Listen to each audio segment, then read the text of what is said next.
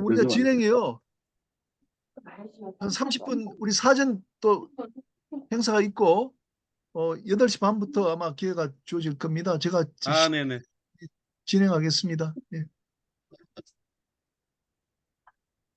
예, 여러분 반갑습니다. 시간이 됐기 때문에 시작하도록 그렇게 하겠습니다. 오늘 우리 회원들 뭐 이벤트가 많았는데 김연빈 대표님은 또 삼척에서 바다 수영대에서 좋은 성과를 거두고 또 올라오시면서 피곤하신데 망에 또 들어와 계십니다.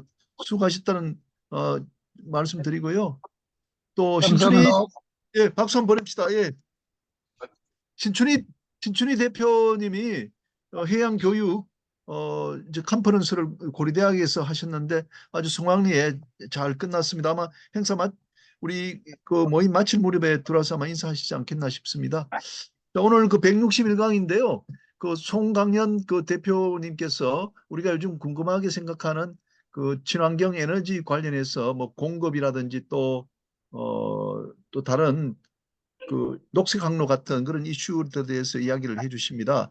우리가 그 평소에 하듯이 한 30분 정도 뭐 인사 말씀 듣고 한 2주간에 있었던 일들 그렇게 이야기 좀 해보도록 하겠습니다. 그럼 우리 정필수 좌장께서 좀 축사를 좀 해주시겠습니다. 네, 안녕하십니까. 오늘 161강 친환경 선박으로의 연료 전환 및 녹색 해운 항로에 대해서 한국성급의 송강현 본부장이 발표를 해 주시겠습니다. 우리가 지구 환경 변화에 따르는 여러 가지 대안을 만들고 있습니다만은 지금 그 시간이 그렇게 많이 여유가 있고 또 마냥 미루고 할 문제가 아닌 것 같아요. 지구 환경 변화는 누구도 예측할 수 없을 만큼 빠른 속도로 지금 진행이 되고 있다고 보는데 IMO에서도 2050년을 넷제로 해로 정하고 거기에 따르는 그 준비 및 그 참여에 박차를 가하고 있습니다. 우리나라를 비롯한 몇 나라들은 이미 거기에 조인을 했고 또 그렇게 하기 위한 방안을 수립하고 있는데 이게 상당히 많은 재정적인 부담도 안게 되고 또 준비하는데도 굉장히 다급한 그런 상황으로 다가오고 있다고 생각이 듭니다. 우선 이걸 실천할 수 있는 제1차 방안으로 그 녹색 해운 항로를 몇 나라가 이렇게 설정을 해서 같이 한번 운영을 하자는 그것을 그 실천 방안을 찾고 있고 또 우리나라에서도 이러한 강제적인 그런 추진이 아니고 자발적으로 우리가 지켜야 할 지구 환경이기 때문에 자발적으로 참여를 해야 될 그런 과제라고 생각합니다. 친환경 문제 이것은 뭐 누구에게도 다급한 문제이고 또 피할 수 없는 그런 과제가 아닌가 생각이 드는데 우리 해운에 있어서도 우리가 지속 성장을 하기 위해서는 이러한 변화를 순수히 받아들이고 어쩌면 이 분야에서도 우리가 좀 앞서가는 그런 역할을 해야 되지 않을까 하는 생각을 해봅니다. 오늘 그 이야기해 주실 송강현 본부장님께 다시 한번 감사드리겠습니다. 고맙습니다. 예, 감사합니다. 신은수 좌장께서도 짧게 좀 말씀해 주십시오. 예, 안녕하십니까? 제 말씀 잘 들립니까? 네네. 네, 잘 들립니다. 예, 오늘 그 말씀해 주실 송광현 상무님이 이제 한국 선급에 계시는데, 한국 선급에서 친환경 선박으로 연료 전환 및 녹색 해운 항로, 이렇게 이제 이런 주제로 말씀해 주신다고 그러니까, 원래 이제 그 한국 선급하면 이제 클래시피케이션 소사이어티이기 때문에 그 일종의 이제 클래시피케이션 소사이어티의 역할은 그 룰 레귤레이션을 이제 클래시피케이션으로 이렇게 정리를 해서 이제 룰을 이제 만들어 가고 그 다음에 그렇게 만들어진 룰을 가지고 서티피케이션을 하는 이제 그런 그 클래시피케이션 앤 서티피케이션의 기능을 이제 가지고 있는 게 선급인데 하나의 이제 산업화가 만들어지는 과정에서 이제 국가기관으로 그거를 어떻게 검증을 하고 서티피케이션 할 거냐 하는 거는 굉장히 중요한 얘기죠. 그렇게 해서 우리는 이제 한국 선급을 가지고 있는데, 우리가 선박의 패러다임이 이제 친환경 스마트 선박으로 바뀌어 가면서 이런 그 새로운 그 요구 사항이 어떻게 클래시피케이션이 되고 어떻게 서티피케이션 되는가 하는 거는 또 굉장히 그 중요한 과정 중에 하나라고 생각이 됩니다. 그래서 오늘 친환경 선박으로 이제 연료를 전환해 가는 과정하고, 거기다 이제 녹색 가운 항로를 또 만들어 가면서 이제 실질적으로 테스팅을 해 가면서 이제 룰을 또 어, 만들어 가고 이렇게 하는 과정을 아마 오늘 들을 수 있을 것 같아서 굉장히 기대가 됩니다. 우리 송강현 상무님 기대하겠습니다. 감사합니다. 감사합니다. 감사합니다. 지금 오늘 보니까요, 우리가 동계 학예라서 8시부터 이제 하도록 그렇게 시간을 바꿨더니 그동안 들어오시지 않은 분들이 상당히 많이 들어오셔가지고 좀 성공적인 그런 이게 변경이 있었다 이렇게 생각이 듭니다. 더 많이 들어오셔서 뭐 전에처럼 최소한 한 70명은 들어오셔야 되거든요. 오늘 한번 좀 기대를 하겠습니다. 예, 고명석 부경대 교수님도 들으셨고요. 오랜만에 들어서 고맙다는 말씀도 드립니다. 그 주영열 그 교수님, 그리고 방호삼 교수님, 또 방손배 항해사, 박감복 부사장님 다 이렇게 들어오셨습니다. 자, 그러면 안가은 대표님도 들어오셨네요. 안 대표님, 오랜만입니다. 좀 한 말씀 해주십시오. 간단하게요. 예, 안녕하세요. 오랜만에 뵙습니다. 그동안 종종 참석은 했지만 저 참석을 못해서 대단히 죄송하고요.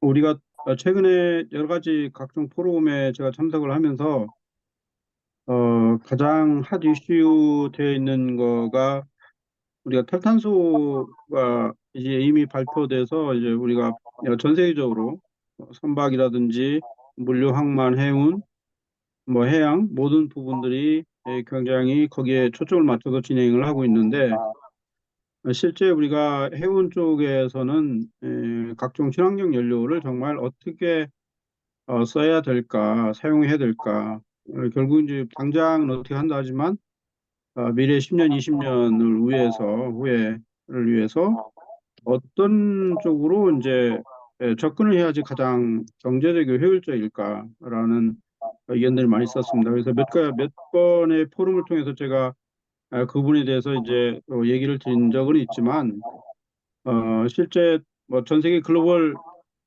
트렌드의 추세는 친환경으로 간다고 하고, 또 학계라든지 각종 경제계 정책을 추진하는 기관들은 당연히 탄소제로 중심으로 가야 되는 거 아니냐 이렇게 얘기는 하지만, 실제 해운 쪽에서는 저는 늘상 주장을 하지만 이 경제성인 부분을 상당히 무시를 못하는 부분입니다.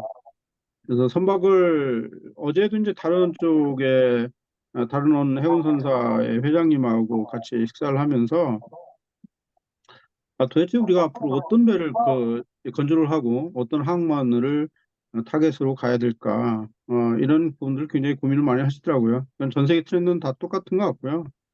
가장 큰 거는 탈탄소가 되면서 가장 변화가 화학 지금 이제 화석연료에서 친환경 연료로 전환되면서 선박 가격, 물류, 해운 항만 가격 모든 트렌드가 벙커링부터 시작해가지고 모든 트렌드의 비용이 굉장히 급증을 하고 있기 때문에 결국은 전에도 몇 번 말씀드렸지만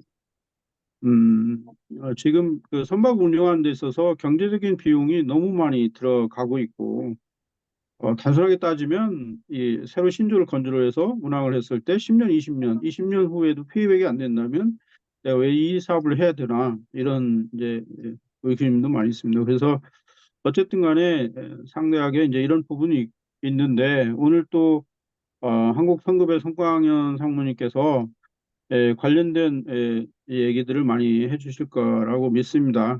그래서 저도 그거를 이제 전체를 다 듣고 또 뭐 다음 주 포럼에도 이제 가서 그런 얘기를 하겠지만 하여튼 사실적으로 실질적으로 우리에게 무슨 뭐 발표를 하고 논문을 쓰고 각종 그 포럼에서 우리가 토론을 하는 과정에서 보다는 실질적으로 우리가 해운 물류나 이런 산업에서 항만도 마찬가지고요. 이런 산업에서 우리가 어떻게 앞으로 돌파구를 찾아서 가장 경쟁적으로 갈 거냐 이런 부분에 대해서 좀 진지하게 같이 고민을 했으면 하는 것들입니다. 예, 그래서 예. 우리가 이 토론들은 듣는 것으로만 끝나지 말고 이런 부분들이 다 같이 좀 지혜를 짜내서 우리 산업에 또 관련 기관에 도움을 줄 수 있는 그런 모임의 장이 되기를 바랍니다.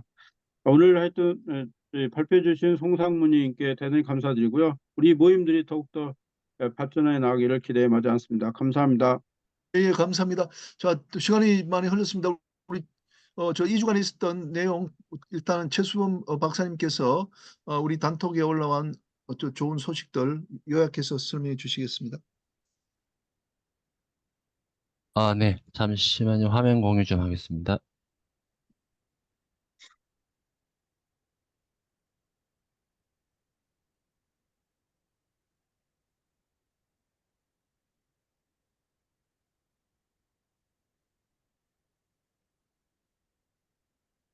네, 안녕하세요. 최수범입니다. 지난 2주간 우리 공부 모임방에 올라온 그 소식들을 좀 정리를 해서 어, 말씀드리는 시간을 갖도록 하겠습니다. 주요 뉴스 몇 가지 하고 회원 동정 이렇게 해보겠습니다.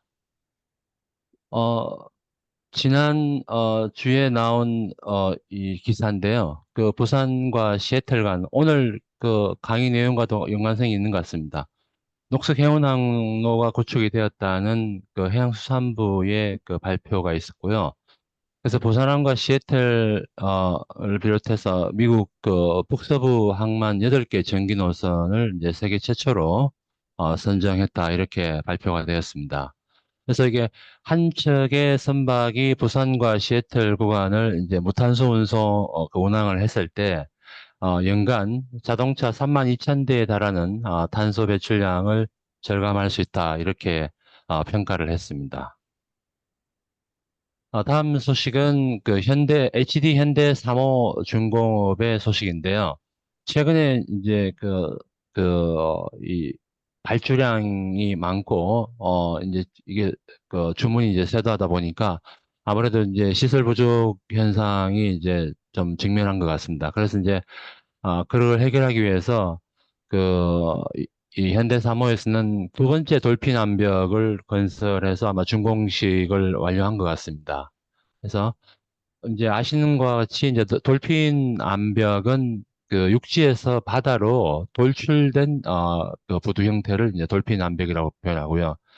이 돌핀 암벽에 최대 4척의 선박을 동시에 접안을 시켜서 작업을 할 수 있다고 합니다. 그래서 이번에 준공된 암벽의 길이는 530m고 HD 현대 3호 중공업에서 그 현재 그 시설 가지고 있는 게 총 암벽 길이가 3.6km라고 합니다.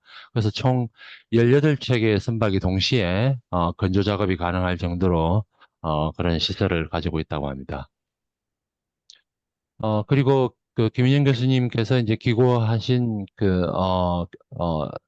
기고문인데요. 최근에 그 물류 대란이 이제 많이 발생을 하고 있는데, 이게 주요 원인, 분석을 해보면은, 이제 그 미주와 유럽 항로 수출품 컨테이너가 이제 부족한 게 이제 제일 큰, 부분이고, 더 심각한 문제는, 이 외국 선박들이 그 부산항을 기항하지 않고 스킵하는 현상이 이제 계속 발생을 하고 있다. 근데 그 이유는 최근에 이제 8월부터 시행되는 미국의 중국산 수입품 관세부가 그 대상을 피해가기 위해서 이제 중국 수출업체들이 그 수출품 밀어내기 현상 때문에 중국에서 선적되는 물동량이 급증하다 보니까 이런 현상이 이제 생기는데 이와 더불어서 이제 이게 구조적인 문제로 계속 이어지지 않을까 이제 그런 염려가 되는 부분을 지적하셨는데요. 그래서 이제 이 문제에 있어서 해결 방법 중에 하나가 이제 그 한국의 그 현재 그 문제의 이제 한 부분이긴 한데 한국 해운 운송 시장에 에서는 그 장기 계약 비율이 좀 낮은 편이다. 그 대부분 그 스팟 계약에 많이 의존하고 있다. 이렇게 분석을 했습니다. 그래서 이제 이런 부분에서 그 운송 주권을 회복을 해야 되지 않겠느냐라는 의견을 주셨고요. 그래서 그 한국의 그 대미 수출이 이제 그 물동량을 보면 20%만 한국 선사를 이용을 하고 있습니다.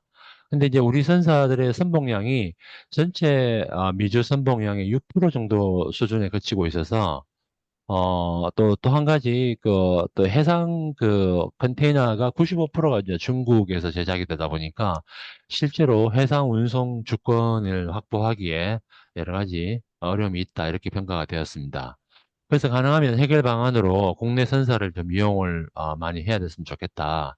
그리고 장기 운송 계약이 확대가 되었으면 좋겠다는 말씀을 하셨고, 제일 중요한 것 중에 이제 그 선봉량 확대인데요. 현재 선봉량이 이제 90만 TU에서 200만 TU로 정대가 돼야 된다는 의견을 주셨고, 그 다음에 외국 그 선사들이 부산항을 스킵했을 때, 정부 차원에서 어떤 행정적인 불이익을 준다거나 어떤 조치를 취할 필요가 있지 않을까, 이런 부분도 고민이 돼야 될 것 같습니다. 또한 그 해상 컨테이너 회전율을 높이는 방안도 고민이 돼야 되겠다, 이렇게 의견을 주셨습니다. 그리고 한국해양수산개발원에서 이제 북미 물류 동량을 최초로 7월 3일 날 발간을 했는데요. 이 동향지는 격월 단위로 발간이 된다고 합니다. KMI가 작년 6월 달에 그 미국 뉴저지 시티 대학과 공동으로 설립한 한미 물류 공급망 센터를 개소를 했는데, 여기에 그 센터장이 이성호 박사인데 이제 우리 공부 모임의 멤버이셨는데, 이제 그런 이 센터에서 이제 현지 그 전문가들의 그 협조를 얻어서 이제 이런 물류 동향지를 발간을 했고요. 그래서 이와 관련해서 김정도 원장께서는 이제 한국의 대미 투자가 작년에 277억 달러로 전년 대비 1.8배 정도 증가를 하였고, 또 미국에 대한 외국인 투자 규모도 2,686억 달러로 대폭 증가를 하고 있는 상황에서 다양한 물류 서비스 필요성이 제기된 시점이다. 그래서 이제 북미 시장을 중심으로 현장형 정보를 제공을 해야 되는 그런 필요성을 느껴서 이걸 하게 됐다. 이렇게 평가를 했습니다. 그리고 부산항만공사 국제물류지원 부장인 이영혁 부장께서 이제 현재 물류 이 대란에 대해서 이제 평가 그 의견을 내셨는데요. 이 이영혁 부장께서는 현재 이 우려되는 사항이 지금 이런 상황들이 3년 전에 우리가 글로벌 해상 공급망 혼란과 같은 상황이 발생하지 않을까 하는 그런 우려를 표명을 했고, 이 상황의 주요 원인으로는 홍해 사태와 그다음에 그로 인해서 그 선박들이 수에즈 운하를 통과하지 못하고 이제 희망봉으로 우회를 하고, 또한 이제 항만들이 이제 적체되는 현상, 중동과 지중해에서 항만들이 이제 적체가 되다 보니까 이런 게 이제 가중이 되고, 또한 앞서 말씀드린 것처럼 이제 성수기 수요가 이제 집중이 돼서 이제 북미의 화물량이 증가하고 중국의 이제 화주들이 이제 수출품 밀어내기, 이런 게 이제 주요 원인으로 평가가 됐고요.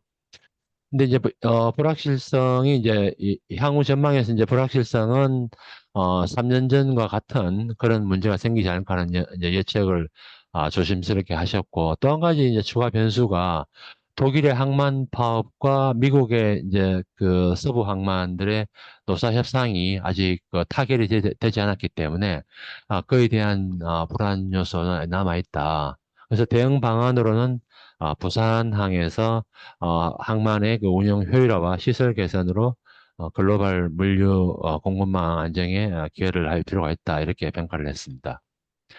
그리고 김인영 교수께서 이제 그 칼럼 수필을 쓰셨는데요. 그 태평양 항해하는 두 가지 방법은 위도 항해와 대권 항해 이렇게 있다고 합니다. 이제 겨울철에 제일 위험한 게 저기압인데 저기압이 왔을 때 그 가장 그 현명한 방법은 이 알루시안 열도를 쪽으로 캄차카 반도 쪽으로 이제 항해를 해서 섬 뒤쪽으로 이제 강한 바람과 파도를 피하는 방법이 있는데 김윤 교수께서 이제 그 선장 시절에 아마 그런 경험을 하신 것 같습니다. 이제 에투섬이라고 그 캄차카 쪽에 그 알루산 열도 쪽에 조그만 섬이 있는데 에투섬에 이제 그 뒤편에 쉘터링을 하면은 안전하게 이런 저기압에 그 이런 어 바다를 저기 피할 수 있다 이렇게 경험담을 써주셨습니다. 다음 회원 동정인데요. 우리 그 회원들 중에서 두 분이 이번에 그 2024년 문무대왕 해양대상의 상을 받게 되었습니다. 안동립 동아지도 대표님께서 문무대왕 해양대상을 수상하시게 되었고, 키오스트 동해연구소의 박찬홍 박사님께서 해양교육문화대상에 수상하시게 되었습니다. 축하드립니다. 그리고 그 단톡에 올라온 내용인데요. 아마 안동입 그 대표님께서 아마 그 고조선 유적 답사회 회장도 아마 겸임하고 계신 것 같은데요. 중국 신실크로드 알타이 유적 답사기를 올려주셨습니다. 아주 좋은 내용을 공유해 주셔서 감사드립니다. 그 다음, 우리 신원수 부회장님께서 그 김형석 교수님의 조찬 특강을 듣고, 짧은 수필 형식으로 이렇게 올려주셨는데요. 내용이 너무 좋아서 제가 나름 정리를 했는데, 혹시 그 쓰신 글의 의도와 맞지 않게 제가 정리하지 않았나 조금 염려가 되는데, 우리 제가 존경하는 신은수 부회장님 항상 그 필력이 너무 좋으셔갖고, 제가 정리하기 상당히 힘들었습니다. 아무튼 이런 좋은 그 경험을 또 이렇게 수필로 공유를 해주셔서 대단히 감사하다는 말씀을 드립니다. 그리고 그 한국경영법률학회의 그 2024년 학예 공동학술대회 김윤 교수께서 참석을 하셔서 해상보험법의 법적 과제에 관련한 토론을 하셨습니다. 그리고 오늘 우리 부대표를 맡고 계신 김연빈 대표님께서 제13회 삼척 이사부 장군 배 바다 수영대회 참가를 하셨고 그 다음에 완영을 하셨습니다. 축하드립니다. 그리고 같이 그 회원 으로 참석하셨던 우리 정혜경님께서도 1km 무사히 완영을 하셨다는 그런 소식을 전해 들었습니다. 축하드립니다.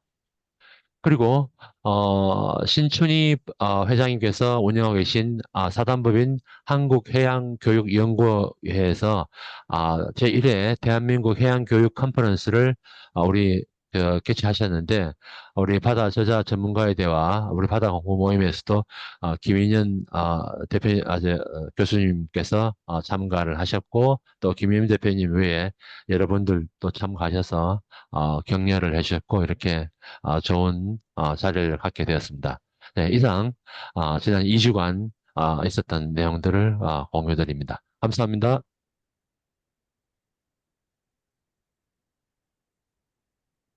네, 수고하셨습니다.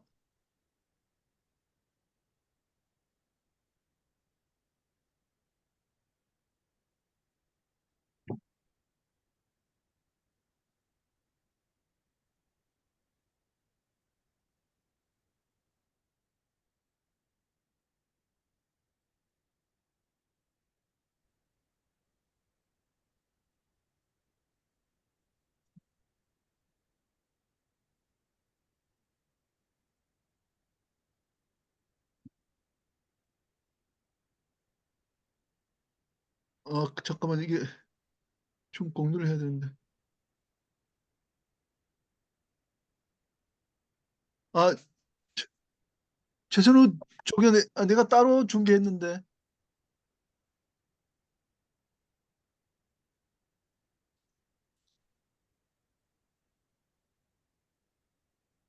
잠깐만요. 죄송합니다. 제가 그 최선을 저기한테 이걸 보내야 되겠네.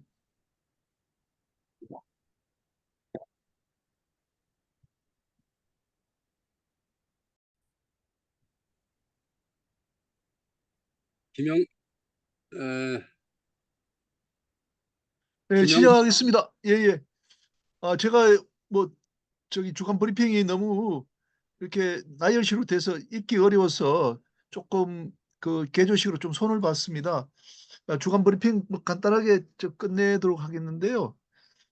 우리 여기 주간 브리핑은 이제 일본, 중국, 뭐 또 영국, 미국으로도 막 나가는 거라 가지고 한국 해상법을 소개하는 그런 난이 있습니다. 선박 충돌 사고에서 여기 과실 비율이 대단히 중요한데 우리나라는 해사법원이 없기 때문에 해양안전심판원이라는 곳에서 원인 제공 비율을 산정해 줍니다. 그러면 그 원인 제공 비율을 이제 변호사님들이 과실 비율로 전환해서 활용하고 있다. 그걸 이제 외국에 좀 알려주고 싶었고요. 그래서 원인 제공 비율 산정표가 만들어져 있습니다. 그다음에 두 번째, 가판적 화물 유실 숫자의 급격한 감소. 여기 그때 우리 권오익 대표님하고 그 이석행 대표님 또 저하고 아마 작년 겨울쯤에 우리가 그 컨테이너 가판에 실린 것들이 많이 유실돼서 걱정을 많이 했었는데 작년에 이게 많이 줄었답니다. 그래서 거기에 대한 이야기를 좀 소개를 했습니다. 예, 그다음요.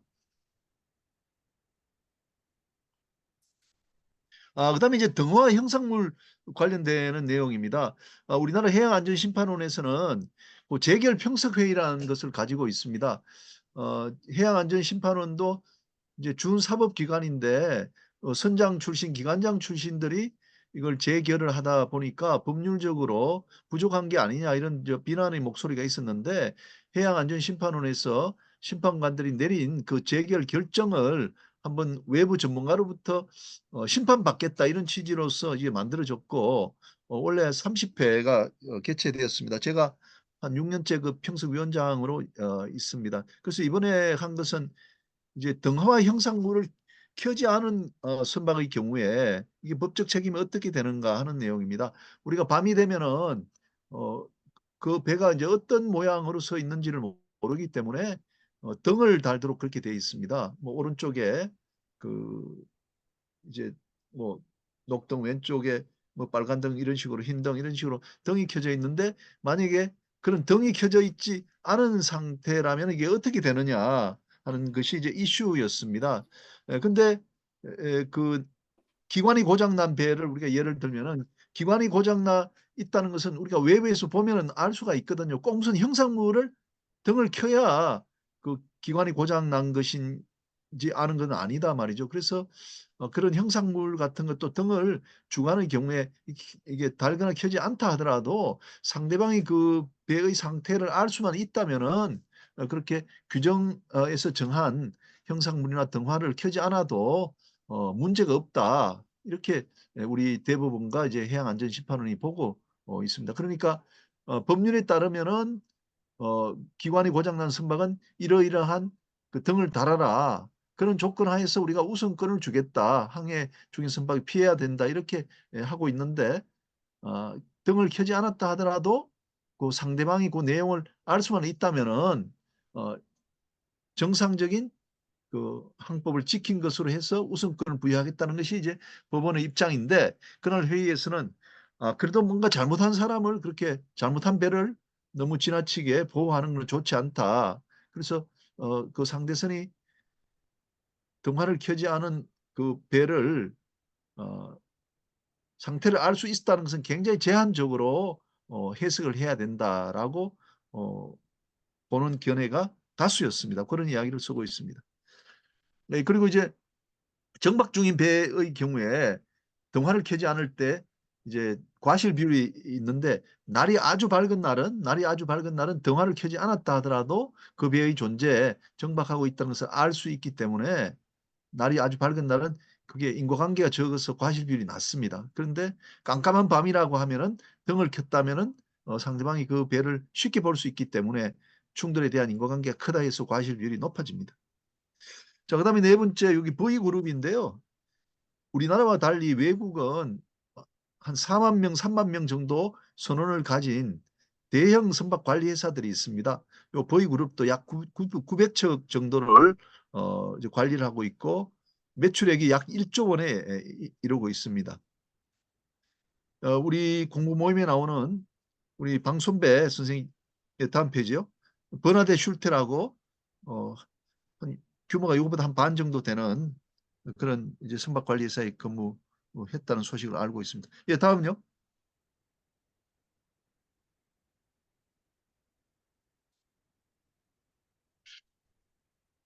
예, 다음 좀 넘겨주세요.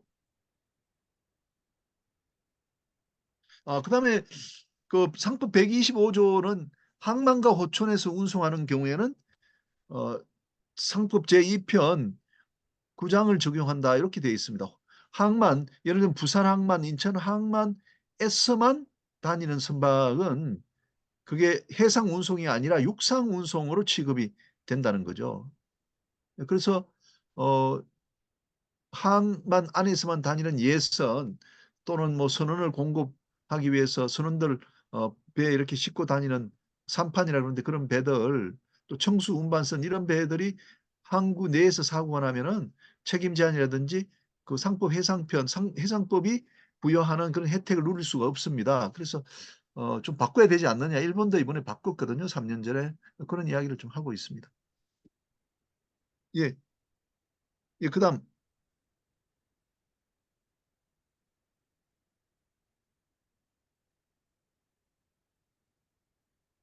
그다음 성선근무 예비역 제도 이거 잠깐만 말씀드리면 병역법에 따르면 현역 예비역 보충역이 있는데 항해사, 해기사, 기관사 면허가 있는 사람들은 성선근무 예비역에 편입이 됩니다. 우리 예비역이라면 군에 갔다 온 사람을 이야기하는데 성선근무 예비역이라는 제도가 있어갖고 여기에 이제 편입이 되고 3년간 성선근무를 마치면은 현역 복무를 마친 것으로 이렇게 보게 됩니다. 여기에 따라서 해양대학 나온 해기사들이 이제 병력을 필요하게 되는 것이죠. 거기에 대한 이야기를 좀 썼습니다. 그다음에 뭐 도순사 등 항만 운송 사업 보조자 보호는 좀 넘어가도록 하겠습니다. 아까 어, 우리 최순 박사님 말씀하셨기 때문에요. 예, 그다음요.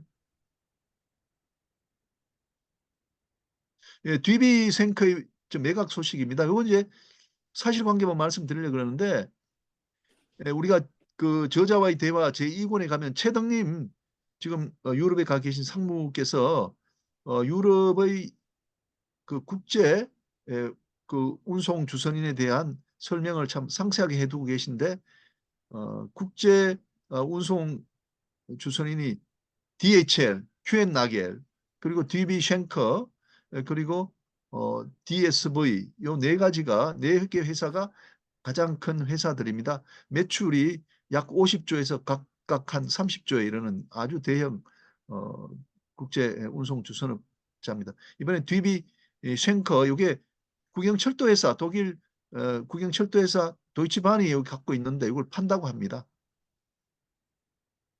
예, 그다음요.